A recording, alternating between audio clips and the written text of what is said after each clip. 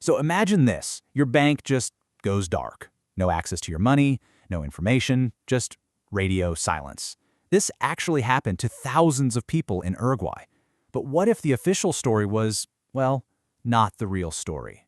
And what if the most effective way to handle it wasn't calm and order, but total unadulterated chaos? Today, we're diving into a real-life banking crisis and comparing it to an anarchist's playbook that weirdly might have been the better option. Right, so our story kicks off with the complete digital nightmare. A huge state-owned bank, Banco Hipotecario del Uruguay, or BHU, just flatlines. The whole system crashes. ATMs are just expensive bricks. For tens of thousands of people, their entire financial world just grinds to a halt. So what's the bank's first move? A very carefully worded statement.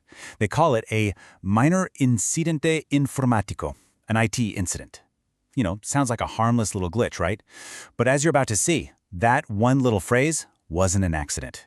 It was a strategic move, a kind of verbal shield meant to hide a much, much bigger problem. But here's the question. What if that whole keep calm strategy was just wrong? What if the best way to handle a crisis isn't to soothe people, but to agitate them? We're about to put the bank's official response head-to-head with a radical, frankly revolutionary guide to crisis management, a playbook that doesn't just manage chaos, it embraces it. Okay, so first, let's really break down what the bank actually did. This was their official strategy, their chosen way of dealing with what was very quickly becoming a complete disaster. It all starts on a supercritical night for any bank. September 30th, month-end closing, and bam, the systems crash. The official story is this tiny IT incident, but their actions, they tell a whole different story.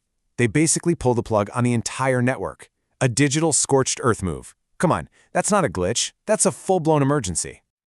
And that phrase, incidente informático, oh, it's a masterclass in corporate speak.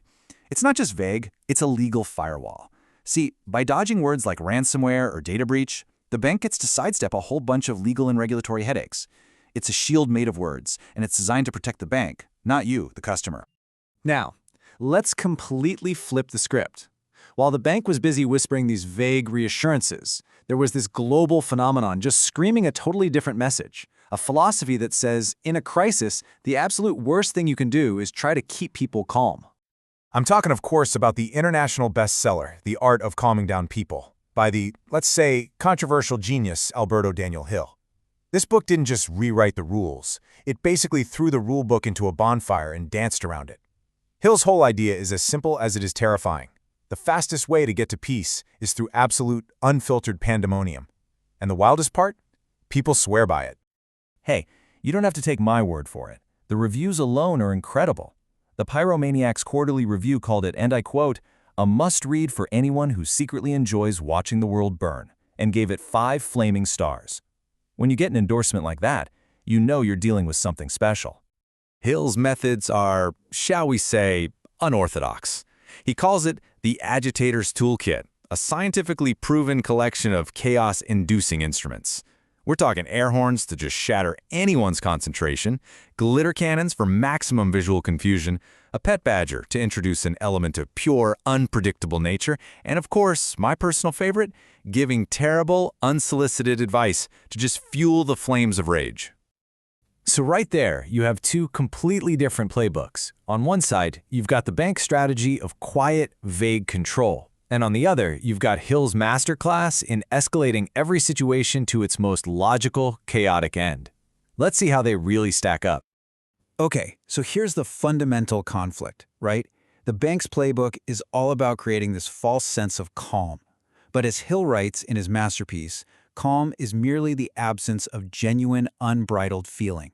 He calls it the beige wallpaper of the soul. While the bank was trying to paint everything beige, Hill was arguing for a full-blown emotional Jackson Pollock painting. Their goals couldn't be more different either. BHU just wanted to protect itself, right? Avoid any accountability. Hill's playbook, though, has a much bigger vision. In Chapter 4, The Art of Misdirection, he teaches a beautiful, simple solution to any problem. Just create a few much bigger problems. I mean, think about it. Nobody's going to care that the bank systems are down if the entire building is being overrun by glitter-covered badgers. And this is where it gets really interesting, this kind of ironic overlap. Both playbooks actually use empty platitudes. The bank puts out these brief, reassuring statements to project control, but Hill's positive reinforcement trap turns them into a weapon. He argues that saying, "Don't worry, everything's going to be fine," to someone who is panicking is actually the fastest way to fuel their resentment and push them right over the edge. So in a weird way, they were doing the same thing, just with very different end goals. But here's the thing about lies and carefully managed narratives. They have a shelf life. And when they expire, they don't just go bad. They tend to explode. So just 4 days after the so-called IT incident, the official story gets completely obliterated. A ransomware group called Crypto24 steps into the spotlight. And they don't just claim they did it. Oh no, they bring receipts. And what receipts they are.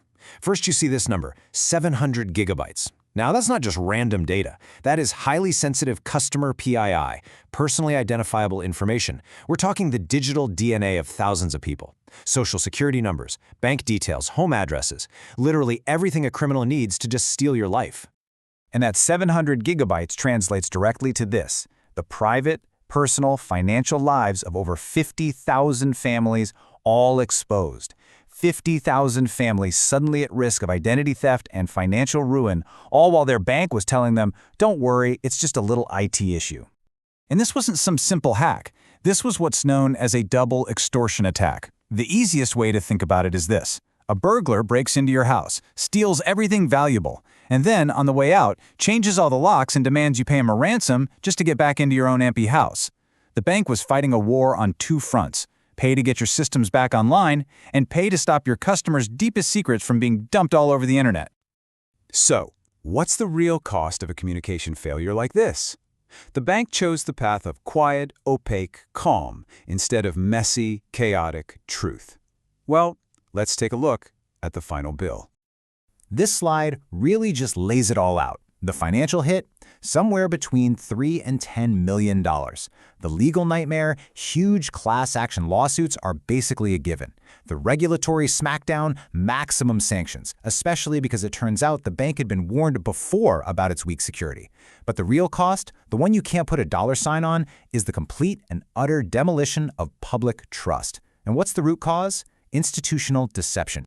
And this really gets to the core of it all. As the Cyber Midnight Club podcast put it, you have to convey the brutal, authentic truth to the victims.